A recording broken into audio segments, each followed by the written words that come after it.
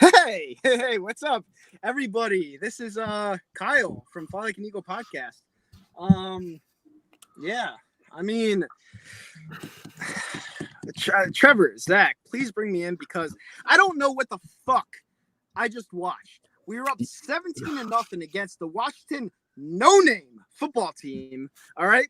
Carson Wentz was looking brilliant. As soon as I say something, he looks like one of the worst quarterbacks in the league. I don't understand what the fuck just happened. And I'm sitting here like a fucking goon at Xfinity Live with all these fucking other Eagles fans that have no enthusiasm, no up spirit, nothing because of this coronavirus. And I have no idea what to say right now because I don't know what the fuck I just watched. All right. So please, gentlemen, please bring me to life. What is going on, Zach and Trevor? The Eagles blow, and we need to point out that Carson Wentz can't get rid of the ball when he's under pressure, which he should be doing, but he's taking the sack. It's also bad quarterback developing. Also, Doug Peters should not be the head coach and offensive coordinator at the same damn time. Jesus Christ, this is an awful game. I turned it off at the last 5 minutes. I had more gambling things to look after since the Eagles did not deliver my part. Yeah, no. Zach. I don't know about you guys, but after watching that first drive, I texted you guys. I go, I'm fucking hyped. We got off to a fast start like I wanted to. And then, I don't know what happened, but the play calling completely went awry after the first fucking drive. And then next thing you know, Jack Driscoll goes down. The offensive line just is fucking in shambles. And, we're doing this podcast. I'm ready to go drinking. I'm ready for fucking whiskey. I'm sick of this. I need whiskey after that game. After watching that, oh my God. No. After this game, you're going to need Everclear shots after shots after shots after shots. Watching this game made me not think about the Super Bowl that happened 3 years ago. Maybe it was 2 years ago technically, but I think it's 10 years ago from right now. This team fucking sucks. This team is terrible. And you know what? Doug Peterson with his coaching, his offensive coordinator coaching, this guy needs to fire himself in both spots because you're running the ball with Boston Scott time after time after time. After Carson Wentz shows you that he can do it under pressure. The offensive line was actually doing their part in the first quarter and half of the second quarter. They were doing actually a pretty good job, and he was making the passes time after time after time. Now, granted, he missed on 2 long balls to Jalen Reagor and Deshaun Jackson. All right, those are ones that you can't bring back. All right, but the thing is when you have Carson Wentz thrown at the pace that he was, don't take away the momentum and run it with running backs that you cannot count on. These guys are not NFL running backs, and they're counting on Boston Scott to run the ball as a feature back. And it just doesn't make any sense to me. Can you guys please explain this shit? Can we? I think I'll explain it perfectly. Not Deshaun. Howie Roseman likes to act like a savant, as I've always said. He tries to be much better than everyone in the draft room or everyone in the trade line or the free agent market or getting someone on the waiver wire. He doesn't point out the actual need, but it's he looks at another need, ooh, we could be this, and this. When you're desperately needed, you have options available when the waiver claims went out when Leonard Fournette was a free agent. We should have took a claim for him if Miles Sanders was going to be out. Devontae Freeman's still out there, which I would take right now after seeing what Boston Scott and Corey Clement did today. This is awful. It goes down to 2 people. It goes down to Doug Peterson being you cannot be both offensive coordinator and head coach. Go look at Atlanta. Dan Quinn's doing that as a defensive coordinator. And now it just looks horrible on the Eagles' end. And it just points out at how he's on the hot seat. And I don't think he's going to last too long, personally. I think this maybe his last year. Because I think he's done a horrible job creating this roster. And you have a wideout who I thought was this would be a good steal. John Hightower. He stinks as well. So. Oh, my God. Don't even get me started. He's basically trying to do what Billy Beane does for the Oakland Athletics and bringing it to the NFL and fucking cutting costs where he shouldn't be cutting costs. Because at the end of the day, you need skill position players to win in this league, whether it's a running back, whether it's a wide receiver. We got John Hightower out there, and then we got Jalen Reagor out there, that whatever the miscommunication was with Carson Wentz, you can't expect these rookies to come in from day one and compete at the level that you're expecting from him. And he just cuts costs at certain positions and thinks that it's okay. He's literally doing what Billy Beane did for the Oakland Athletics. Yep. And as we have seen, it doesn't win championships. Mm-hmm. No, and like I said on the pregame, listen, the Washington football team or Redskins, I'm going to call them the Redskins. I don't even No, I've been doing it the whole time. They don't deserve to be called the Washington Redskins have killers on the defensive line. We saw that today. Kerrigan always kills us, no matter what. He just kills us. He could be 40 years old. He'll get his 3 sacks a game against us because it's us, all right? They have killers. They had no one to stop him. I understand that the offensive line sucks. I get it because we have no depth there right now. But, like, Carson Wentz, how much time do you have to give him to throw the football? Like, he was taking sack after sack after sack after sack without throwing away the football. It's like, how dumb are you? Like, seriously, if you see an offensive line coming at you, throw the ball away. It's not that hard to understand. I just don't understand why this fan base coddles this guy game after game after game. These sacks kill you. They kill you. And I don't understand it. It's just like, I don't like bashing the guy game after game after game. I'm an Eagles fan. I want the guy to succeed. But the guy just doesn't have it. He doesn't have the balls. He's sackless. He cannot play the position of an NFL quarterback. I'm sorry. That's actually a great rant. I'll give you that because this fan base loves to coddle. It's the same with everything in Philadelphia sports. We have to coddle the stars, and it doesn't prove to work out too well, actually. You need to be hard. Look at, like, when we were hard on McNabb, he performed. When we were hard on Vic, he performed. When we were hard on Nick Foles, he performed. He worked his ass off. And when Carson Wentz came to town, we coddled him, and look what he's doing now. He stinks. And I'll say this, after the second quarter, from near the end of the second quarter into the halftime, I had a bad feeling. Like, I feel that after they gave up that touchdown, they're going to blow this, I feel. And I was right. Because they don't know how to finish the game at 100%. They went 50%. This is like the old Chargers from 2010-11. They couldn't finish to win games. This is what the Eagles are. They cannot finish to win games so far after game 1. Nope. Sack. All right, so clearly, I'm wearing the Carson Wentz shirt right now. Burn it. I just got this in the mail the other day, and I'm like, I want to rip it off. Send it back. All serious. I never bought anything Carson Wentz yet, so I'm pretty proud of myself. If I told you Carson Wentz threw for 270 yards, 2 touchdowns, and Dwayne Haskins threw for 180 yards and 1 touchdown, what would you tell me? You would tell me we won the game, right? Yep. Wrong, because the context of what those stats came in was mainly within the quarter and a half. And after that, I don't know what the fuck happened with the play calling. We abandoned the run. Anytime you throw for 40 plus times is not a good equation to win. I know the running game wasn't working well, but you at least have to give the illusion that the running game is somewhat inside this play calling. And for whatever reason, we abandoned the run until, 3rd and long, and everybody knows the run's coming. But it's just, this game was not predicated on what the Eagles do best, and that's running the ball and throwing it deep and opening up the field, getting guys in space. And honestly, whether the offensive line was terrible or not, and I believe they were terrible, I believe that the injuries definitely played a part. I think Carson Wentz got rattled after a quarter and a half, and that's not good after one game. If you want to get rattled in game 13 or 14 after getting hit for 12 or 13 weeks, that's fine. But if you're getting hit for a quarter and a half and then you're all of a sudden rattled, that's not good. And I'm wearing a Carson Wentz shirt, so I am a Carson Wentz bias ass fan. And I'm sitting here telling you that he needs to stand in the pocket. He needs to make these plays. Doug Peterson also needs to get the ball out of Carson Wentz's hands, and Carson Wentz needs to get the ball out of his own hands quickly. Come on, guys. It's week 1. It's week 1. With no fans in the stands, with a team that we always destroy them. We don't destroy them, but we always beat them. We won straight. We're gonna play teams like the Baltimore Ravens, the LA Rams next week. All right, we're gonna play the Pittsburgh Steelers in Pittsburgh. We're gonna play the Dallas Cowboys twice. and we were up 17-0 against a team that doesn't even have a fucking name. What do you think is going to happen to this team going down the road? It's only week 1. We were up 17-0.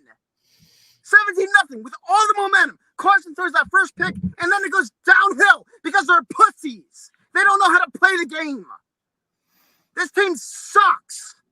And that doesn't have to take me after week 3 to figure this out. They are horrible. And everyone's going to get fired after this year. Everybody. Dog's going to go. Howie's going to go. Howie's going to go. Howie's going to go first. Howie's going to go first. I'll tell you what, guys. Yes, it's week 1, but this is the kind of game where you can literally see the mudslide coming. So it's literally we're going into these next couple of games, whether you want to say against the Rams or week 3, whatever. We need to see how this team bounces back, how they perform quickly after the disaster that we just saw week 1. Yes, it may be week 1, but this is the early showings of what could be a mudslide for the rest of this fucking season. You guys think, oh, we're getting rid of everybody after this season. Well, you know what heals every single issue is winning. And at this point right now, we're not winning. And I know it's only week 1, but if we win weeks 2, 3, 4, whatever the case may be, it's going to heal some wounds. Maybe not every wound, but it's going to heal some wounds. But this is the beginning of a mudslide. Can we stop the mudslide here? No. No, we can't. We can't. This team is so bad, dude. And you know what?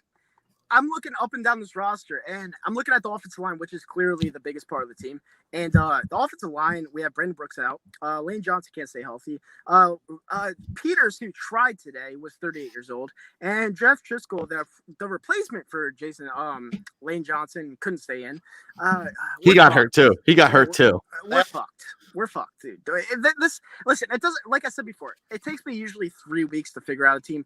This team is done after week 1. They're done. They're done. And you know what? Anyone that wants to say, oh, you're not a real Eagles fan, well, I've been saying for fucking 2 years that this quarterback can't get it done because he has a pussy. Okay? So after week 1, I'm saying that this team doesn't have it because they lost to a team that was considered one of the worst in the fucking league. That's why I'm saying they're done. You guys want to add? 20 out of 27 points we gave up to the Redskins, the football team, whatever the hell you want to call them, the racial slurs. 20 out of the 27 points came off either turnovers or turnovers on downs. And that's just unacceptable, whether it's the aggressive play call that obviously didn't work. Like, why are you aggressively play calling with 4th and 4 or 4th and 5 when you have no offensive line, when Carson Wentz clearly looks rattled, when holding on to the ball too long?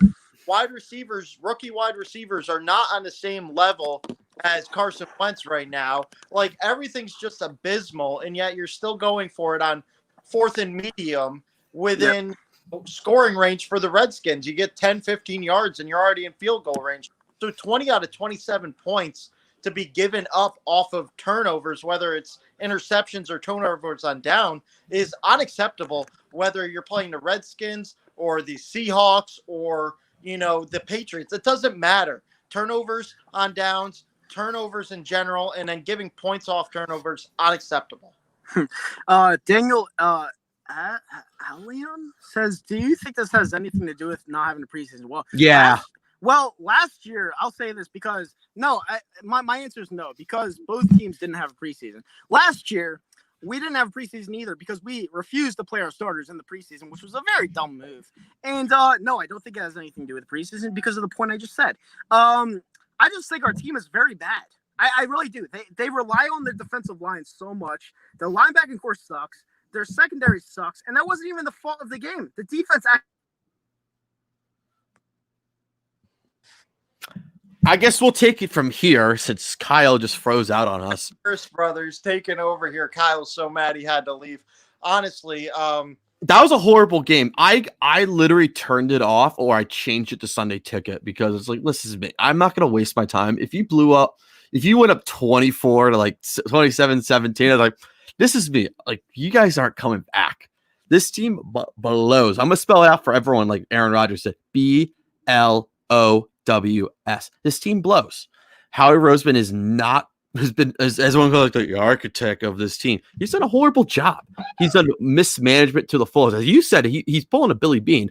And I personally think you need to get a real GM to come in here and fix this because we saw in the comment section that if we go 1-1, if we go and beat the Rams next week, is your opinion going to change? Are you still going to point out what is wrong with this team? Because yes, preseason may have played a little bit of a factor, but like Kyle talked about, the racial slurs didn't have a friggin' preseason either. So it's not like, there was a disadvantage. It's not like there was fans in the stands. It's just the fact that we didn't show up when everybody else did. And, if we go into the Rams and we beat the Rams in week 2 and we go 1-1, yeah, that's all fine and dandy. Oh, then you got Cincinnati. That's 2-1. Here's the also thing of preseason. Like last year, we didn't do starters for preseason. The Bears didn't do preseason for starters. You can look at the differences right there with both young quarterbacks. Mitch looked terrible against the Packers week 1, and Carson Wentz looked super sluggish the whole time, and then get it onto like the second or third quarter. Am I right? Yeah, you're absolutely right. And I talked about earlier in this podcast, I was excited for the fact that Carson got off to a hot start. I don't care what anybody says. That play calling went awry after that first quarter and a half. And it's ridiculous that Dougie P, when you watch him call a play for, and I hate bringing up this name, Nick Foles, compared to. Do it. I personally, we gotta bring the elephant in the room. Exactly. What he calls for Nick Foles compared to what he calls for Carson Wentz. I don't care whether you think Carson's the greatest quarterback of all time, the worst quarterback of all time. He hangs Carson out to dry, and I'm fucking sick of it.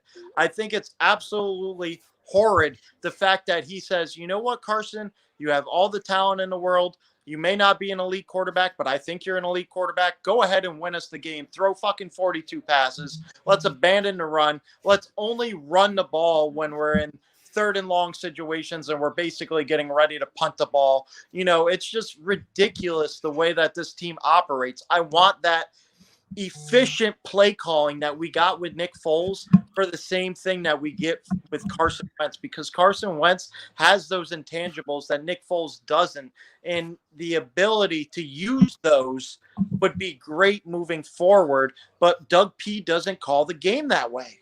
No, he's very biased. I feel like I think his play calling works out perfectly for Nick Foles. Yeah. Remember how 2017 he looked with Carson Wentz, they looked solid, they were attached to the hip perfectly. After that, when he went on the run of Nick Foles and when he got Carson back against the Indy game, he was like okay and stuff, and has been the same since. Oh, I'm back. Sweet. Hey, we're talking about how would you say this that Carson Wentz, like Doug Peterson's play calling is completely different for when Nick Foles is in quarterback, which I know you agree with, and I feel like he hangs Carson way out to dry. Yeah, I agree. Yeah, 100%. I think that with Nick Foles in the Super Bowl, Doug Peterson actually took a play out of Chip Kelly's playbook. If you look at it, he ran the RPO with Nick Foles. Yeah. And I feel like he is trying to baby Carson Wentz a little bit. I don't think he's trying to expand it as much as he did back in 2017, because he's trying to get Carson Wentz's feet on the ground again after the ACL tear. And I just feel like he's not expanding as much as he did in 2017, which is a big problem.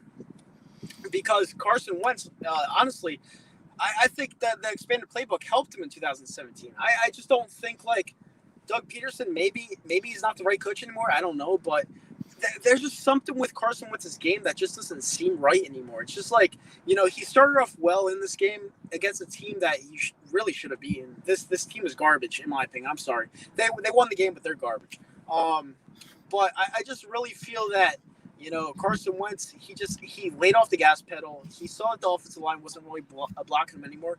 So he was like, I'm just going to go down. I'm going to take the sack. I'm not going to throw the ball away. We're up by a lot. And it came back to bite him in the ass. And I honestly do not think that they're going to recover from this. I really don't. And I think the 5 minutes I was off the air, I was a little bit – it took me a little bit of time to cool down. Did you should know you stick the phone in the AC vent, then it cools down super quickly. Oh, I just want to thank you guys. I want to thank Trevor and Zach for keeping it rolling while I was trying to figure everything out, because my phone literally was about to explode. Literally. Like, it was at 110 degrees. It was literally about to explode, and it just turned off on me. Not the mixtape that Lil Wayne did in 2000. So yeah, and this is why this podcast is the greatest, because these guys could have flaked.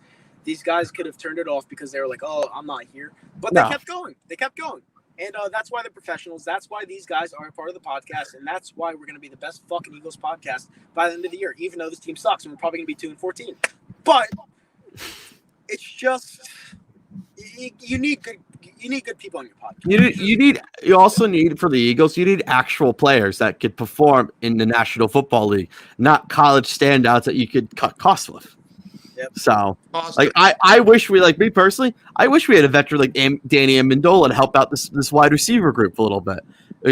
Am I right? You have someone perfectly for the slot right now, which we don't have right now. Yep.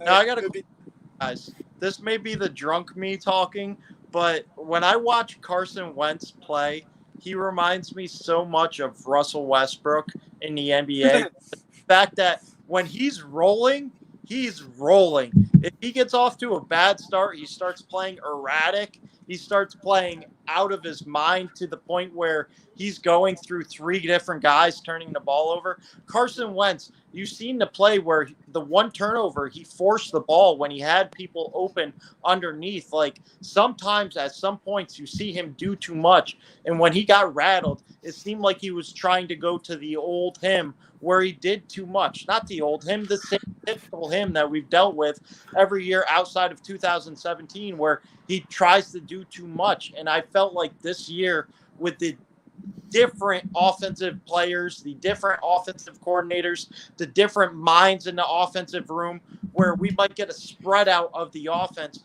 Carson Wentz went back to the same self where he tried to do too much. And I feel like that's the same thing with Russell Westbrook, where if he doesn't get a couple easy buckets, he's playing out of his mind. He's playing erratic. He's playing, to the level where it's going to cost you games. And could Carson Wentz have won us this game? Absolutely. Did he cost us this game? Absolutely.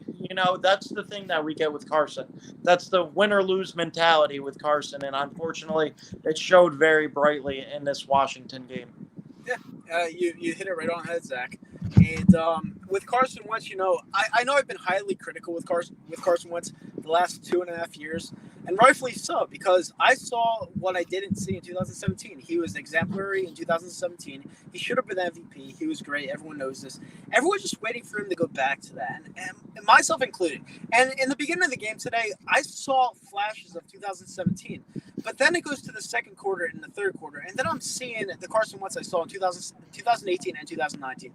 The guy that's just, he wants to do so much, like Zach was saying. He wants to do so much that he'll take that sack. He won't throw the ball away because he wants to see the guy down the field. And I just don't understand where his mindset is. Is it stupid, or does he just want to press that much to where he wants to get that Super Bowl that wasn't earned by him? I just don't. It's tough for me to figure out when it comes to Carson Wentz, because I want this guy to succeed a lot. A lot of people think I hate the guy. I don't really hate the guy. I just tell him how it is. I want the guy to succeed so much to the point to where I want the best to where he could perform, and he's just not doing it. Like, in the first quarter, he looked phenomenal. He looked like a top 3 quarterback, and then all of a sudden, he just fell off, like we're just used to seeing. And I just, over and over and over again, it just gets tiresome. I just don't know what it is. All right, Kyle. I asked this question to Trevor when you were off air, when you were trying to cool down and the phone was cooling down. We have the Rams and the Bengals at home the next 2 weeks. If we go into that 49ers game 2-1, is your opinion going to change? Think the team is something that we didn't think it was week 1? Are you going to sit there and try to jump ship when we're sitting there thinking, all right, this team is playing abysmal, and then all of a sudden they win 2 games in a row? Okay, this is a Super Bowl winning team. Like, a lot of fans are thinking, okay, it's only week 1. Are you going to jump ship when it's 2-1 or 2-2 or whatever the case is? No. If they're 2-1, I'll be back on the bandwagon. If they're 2-1, if they beat a team like the Rams, I'll be sold that maybe this game was just a fluke. But the thing is, how can you call this game a fluke when it was 17-0 against a young team with Dwayne Haskins, who stinks? Dwayne Haskins stinks. And the biggest problem I have is that so many people relied on this defensive line, not knowing that the linebacking core sucked, not knowing that the secondary was suspect at best. They relied on the defensive pressure to get to Dwayne Haskins, and they couldn't do it. How are you going to not get to Dwayne Haskins and expect to succeed against a quarterback like Lamar Jackson? Like, it's not going to happen. You know what I'm saying? So if they go and beat the Rams, not only will it not make sense, but if they beat the Rams here at home next week, yeah, I'll be back on the bandwagon. It's not going to happen. I have the start of the season 0-3 at this point. I really do. Well, right now I'm gonna give you a little score update. The Niners are up 10-0, and the Cardinals has blocked a punt right now from the Niners. So you have the Cardinals, don't you? I have the Cardinals at 6.5 right now. So I am riding my gambling wave right now. So all right, I'm ready to wind down. Obviously, the New Yorker and me want to finish off strong with the New York side. I just want to give a shout out once again to Ian Anderson out of Shenandoah, right in the Capital Region, pitching outstanding. He had his debut against the Yankees where he went 6 strong innings. He has now pitched 4 games, 3-0 with a 1.64 ERA. He's been playing outstanding, showing the Capital Region how strong we are and how talented we are right here in upstate New York. And I just wanted to give him a shout out because he's been doing an amazing job. And I wanted to leave off with a good, feel-good story because this Eagles is not making me feel good right now. No. the only thing that's making me feel better right now is the Cardinals actually just scored right now, so I'm pretty happy right now. So gambling me is on full effect right now. I'm about to go drop a couple stacks on the Cowboys and Rams under tonight because you know what? I lost so much money on the Eagles game. I was a fucking idiot, and I took the Eagles minus 5.5. Knowing, oh yeah, it's actually happening, 17-0. Yeah, I did too.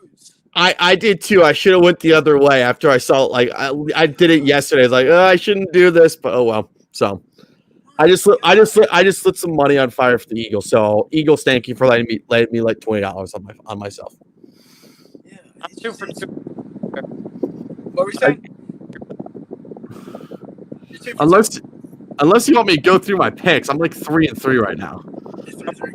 Yeah, I had the Bears money line, which they won. Patriots -7, Baltimore 7.5, and boom. So I'm 3-3 right now. I won with Colts killed me. I was a fucking idiot. Yeah, that was a bad pick by you. I think the Colts killed me though. Yeah. The Colts and the Vikings. My friend had the Colts and Jacksonville won, right? Yeah, Jacksonville won. That's crazy. Yeah, so I am 3-3 for the day. So we're making some money back right now. You know what pisses me off the most about week 1? Go ahead. That the Eagles performed so horribly that our buddy Zomp didn't even want to come on this episode. What a fraud. What a fraud. Think about this episode. That's how pissed off he was. I kind of wish he was here right now when you look at it. Like we need him to like show his true colors right now, but he's not here. Like Zomp. I'm sending out smoke signals right now from Connecticut. Where are you? Are you live right now?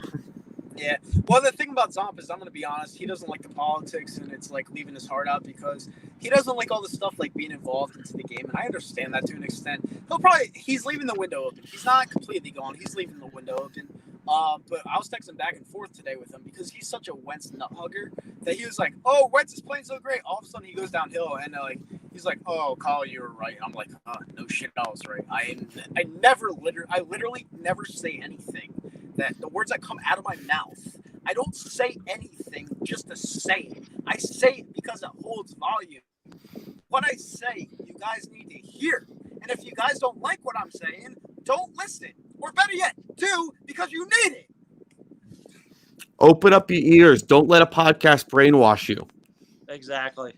Because they give you like a stat or two that, shows that they're right. And then next thing you know, you're hugging their dick and you're going, oh, Eagles this, Eagles that. And you're blinded to what's actually wrong with this team. We are going to give you non-bias. Kyle with the hot take, Trevor with the stats, and me, I'm going to be the John Gruden where I'm going to have the good, but I'm also going to point out the bad as well. So you get a good mixture with this podcast. So if you want the non-biased opinion, if you want the non-biased Eagles fan, you're going to get it between right now, me and Trevor Trevor with Kyle, once again, so pissed off he just had to leave the podcast. I mean, we've gone 30 minutes on this. We're going to break down the next game on Thursday, but right now I need to cool off. I need to get a beer. I need to get whiskey. I need something to get over this loss because I'm just done. I'm done right now. Have you ever felt like today? I do two screens here. I was like, do I want to give the Eagles the big screen opportunity or do they go on the lap? They went on the laptop. Lo and behold, they belong on the laptop right now. They don't belong on the big screen right now because I leave that for teams that actually entertain me. The Eagles right now do not deserve the entertainment right now of the big screen. Unfortunately, you're right. All right, so outside of the Eagles, you got a couple of 4 o'clock games. You have the Chargers, Bengals. You got the Cardinals, 49ers, the Bucks, Saints. What game is making your big screen right now? It is the Cardinals and the 49ers right now not because of gambling reasons. Well, mostly because of gambling reasons. I personally like this matchup of the Cardinals and Niners. I feel like they've always had fun games to watch whenever they're on. They're the late game of the 4:05 or 4:25 game that people don't watch that much. And with Kyler Murray, I want to give him some attention. I want to see him more because last year I saw him a few times, doing his thing against Atlanta a few times and a few other teams and stuff. Now he's doing his stuff right now, and their defense looked good so far. And I want to see what DeAndre Hopkins could do with Kyler Murray, and also see if Christian Kirk could elevate to be that number 2, number 3 wide receiver right now. I was talking on Fox Sports 980, 95.9. That's my show live every Sunday. I was like, you know what? I love that DeAndre Hopkins has come in. He's the number 1. Then you got Larry Fitzgerald as the number 2. And then it pushed Christian Kirk to the number 3, which really that's where he's best suited. Then you got Kenyon Drake. That's the Alabama fan in me that thinks he's an elite level running back where he can catch the ball out of the backfield, where he can run between the tackles, where he can get outside.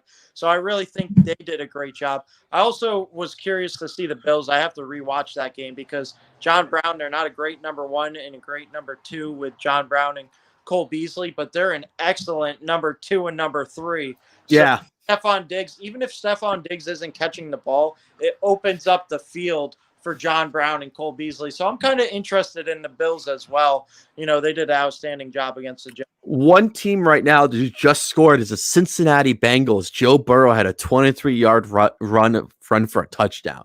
So the Bengals also are getting a little love because I have them as well, doing a little stuff for my gambling. All right. So before I let this podcast go, Tyrod or Tyrod? I go T-Mobile. T-Mobile. So I met a Bills fan. I saw the Bills playing Buffalo back in 2018 with 2016 with some friends and stuff. I was like, you want to go see the Bills play? Like, sure. But one of my best friends is a Bills fan. So I saw a dude. He was shirtless, drunk already, half red, half blue. Had number 5 on the back, T-Mobile. So if I was T-Mobile right now, the phone carrier, I would give Tyrod Taylor a bunch of money right now to get some advertising because I think most personally, I like Tyrod Taylor. I think he could do some stuff. He's a great bridge quarterback. I don't know if you've ever noticed. He's a great bridge quarterback. He's not terrible. He's not good, but he's there to help out, try to figure out the bridge to the quarterback because he did that for Josh Allen, for the Josh Allen, for the Bills to draft Josh Allen. Now he's doing it right now for Justin Herbert. So now for me, Anthony Lynn is one of the top coaches on my hot seat.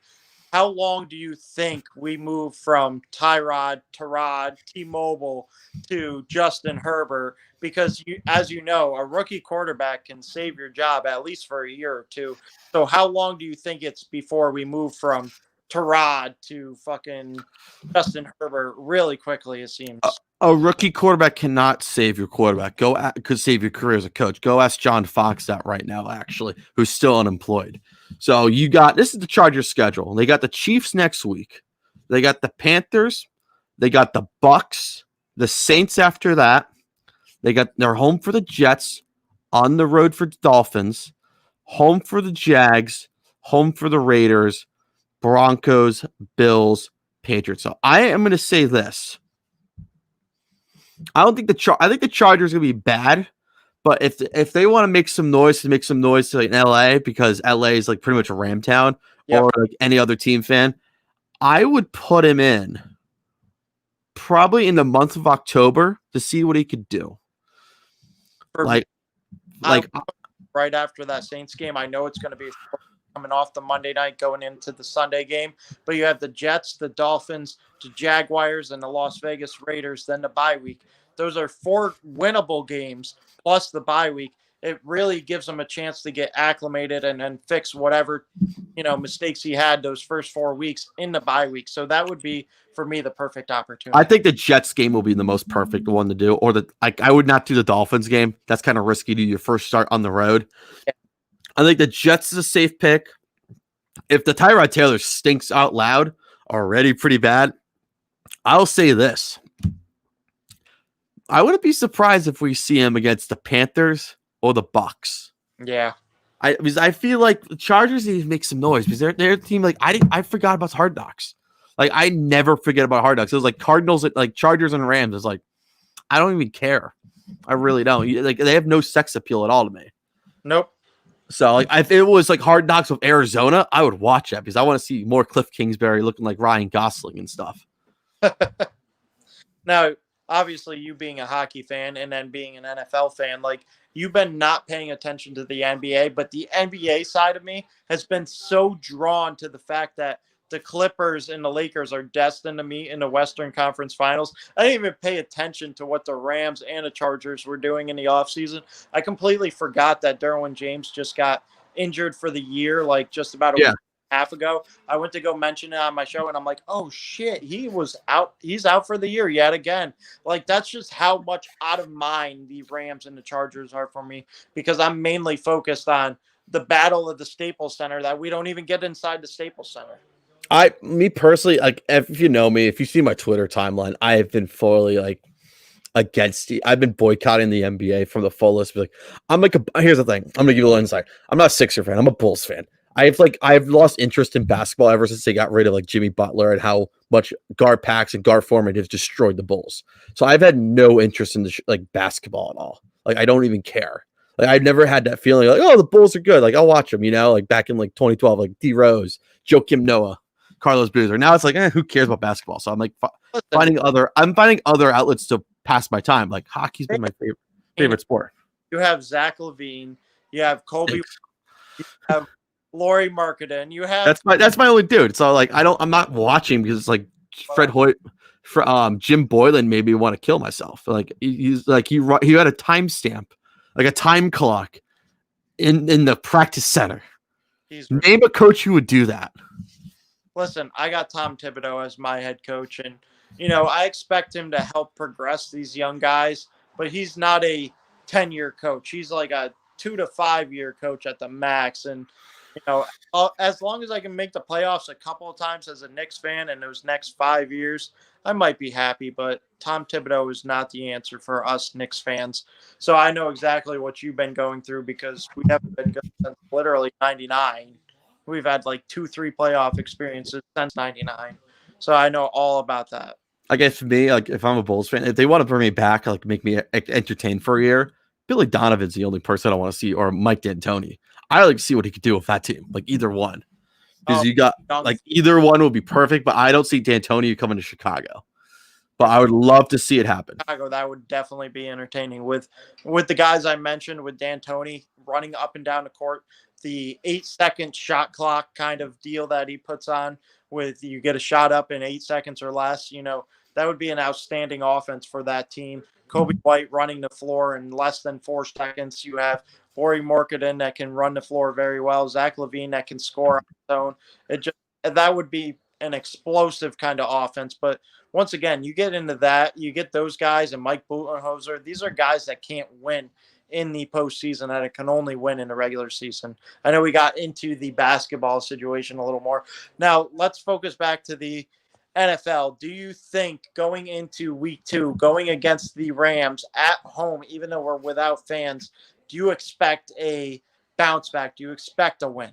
I'm hoping. Like for me personally, I want to see what this Rams team is like later tonight, actually, because I haven't seen that much film on them or anything. Like I can't go off 2019 for the Rams on Game Pass. So like the only thing I'm going by for like 2019 is the Cardinals. So it's like I could guarantee them covering and doing their job, and their offense is like video game style, college style in the pros. So I want to see what this Rams team is like personally. I don't know what to expect. I feel it could be close or it could be really sloppy because I have the under in this game. So I'm hoping for not much of a high scoring game. So that is me right now. All right. So remind the fans once again, what is your pick of clock hour? My pick right now, I see Cardinals covering this 6.5 I cannot believe you guys are still on. I cannot believe you guys are still on. We've been Like, seriously, you guys are the absolute best. Like, I mean, like, my phone literally died. Like, it died. And I didn't think you guys were going to be on still. You guys are the best. Like, seriously. Hey, we try. We're trying. We're talking about the late games right now. So I don't know. Right now, you are in the Arizona game because I like Kyler Murray, I like Kenyon Drake, I like DeAndre. And every time you get those games, like the Cardinals could have easily won one out of those 2 games last year. And I feel like this team with Cliff Berry in his second year, with Kyler in his second year, with the talent there, they have the ability to get an upset over the 49ers. And for me, I feel like the 49ers are going to come back to earth a little bit. My 49ers fans inside the house right now and yelling at the TV. But, you know, honestly, I think they're going to fall back to earth a little bit. They looked good so far. They had Raheem Mostert had like a big yard run up for a touchdown. So the Snyder team looks somewhat decent. It's like it reminds me a little bit of last year, but they got actually good pieces to replace the veterans have left. So and they got healthy on the O line with them. They got Trent Richardson, not Trent Richardson, like the Richardson from the Redskins. So I want to see this team could be like, you know, because I want to see if they still have the same hype or explosion. Or are they going to have the lull like the Rams did in 2019 after the Super Bowl? By the way, guys, I have to put out a super chat right now. Go Philly Eagles. In 1990, he used to be Go Philly Eagles. Says if Ertz wants to be paid like a top tight end, he's got to make that 4th down catch. You're damn skippy he does, and that's the big problem. Like Zach Ertz, he's like he's arguing with Howie Roseman early in the week. I want to get paid. He's like having a heated discussion. I heard like fists were about to fly, and then all of a sudden he doesn't catch the biggest play of the game. Like, was he about to play pick a hand with Howie Roseman? Because I know one thing: Howie Roseman would be down on the ground. Yeah, but then Ertz would get arrested, and then he gets sued, and then Howie Roseman would be the best Jewish person of all time. So I mean, you know, it's one of those things. It's a slippery slope. Yeah, it is. I mean, I could do without Zach Ertz personally, but I don't really give a fuck at that point. I saw enough out of Dallas Goedert today to where I could do without Zach Ertz for forever. Oh my God, he showed up. And I was worried about him. Oh, yeah. All the injuries to the offensive line, I thought he was going to have to be stuck in chip blocking or even sitting there holding a block and not being able to run his routes. And he still got over, 100 yards or so and scored a touchdown. Yep. He showed what we've all been talking about, where he falls somewhere in that level of the George Kittle and where you have the Travis Kelce's of the world, where he can block, he can run routes, he can get the yards after the catch. He shows that explosiveness. Now, can he do it on a full-time basis? That is yet to be seen. But we believe that he can. We believe that we have a Zach Ertz to the next level in Dallas Goedert. And Zach Ertz, as great as he has been in the past, honestly, Dallas Goedert is the future right now. And he's shown the talent in week 1. He's shown the ability right then and there for you guys. So maybe we need to push for Dallas Goedert to get more targets. And Zach Ertz, honestly, maybe we need to push him out. Hopefully not, but that's the way it looks after 1 week. Yeah, you know what I would do? Well, you guys know what I would do. I would try to fleece a team for Zach Ertz, just get as much as we possibly could. Because who's the team that needs a tight end, though, is a better question. I'm pretty sure there's at least 10 teams that need a decent tight end. But we have one. We have Dallas Goedert. Zach Ertz, in my opinion, isn't a game changer. And I honestly, I would try to fleece a team for at least a first-round pick and more. That's what I would do, because I just don't think Zach Ertz is a guy that'll take over a game for you. We were up 17-0, and obviously when Wentz was missing with those bombs, Zach Ertz was nowhere to be found, especially when we needed him the most. And that's all she wrote. He's not getting paid George Kittle money. He's just not. No one's going to get Kittle money because he's the focus of the offense. He's like the number 1 wideout. And Roxanne, I know he's the best tight end in the league. I already know. So please know your role and shut your mouth. I know who the best tight end is. We don't need a reminder. So, like Dallas Goedert, like he's got potential to be a top 10 tight end. So I'm gonna throw it like that. Goddard has the chance to be a top 3 tight end. Hey, wait, top 5. It goes by this: top 10, then top 5. Oh, wait, excuse me, top 20, top 10, then top 5. All right, top 3 is like Madden status. Top 5. I'll go top 5 for you because outside of what you got, Ertz, Goddard. Who else? Who else you gonna put in that top 5? You got tight ends. Evan Ingram. You're gonna put Evan Ingram. George Kittle's in there. Travis Kelce. Darren Waller. Darren Waller. Do you put Darren Waller in there after 1 year? Best thing that's helping out the opener. Mark Andrews. Yep. He's out of you. He's good. He's good. Yeah. I got a second. Like I think he's not bad. I'll take that. I'll say this. I like Miami's tight end Mike Gesicki, the tall white dude. I think he's got potential. He showed Buffalo, wasn't he? I want to see more of that little bit last year, more this year. And I feel like Tua Tagovailoa and him would have a great connection. I'll say who else is in the tight end wise. Who else? Fuck. Higbee's up there. He's like top 10, top 20. What do you think? See, the thing is, I don't like. I'll say I said this 1,000 times. I'll say it 1,000 times more. I don't view Ertz as a tight end. I just don't. I see your point. I see that because I think he's a wide receiver. He people say he's a wide receiver, no, but he's like a tight end body. You know, he's a wide receiver. He's not a bull. Yeah, he's not a bull. Like you need a bull to be a tight end. Like someone that blocks. He doesn't fucking block. He gets pushed on his ass like a little bitch. You know. So I mean, I just I don't see it. I'm sorry. Like he's not a guy that I'm gonna pay upwards of Kittle money. I'm just not gonna do it. Or Kelsey money. Either one. It's not gonna happen. Sorry. No. So other than that, it's whatever.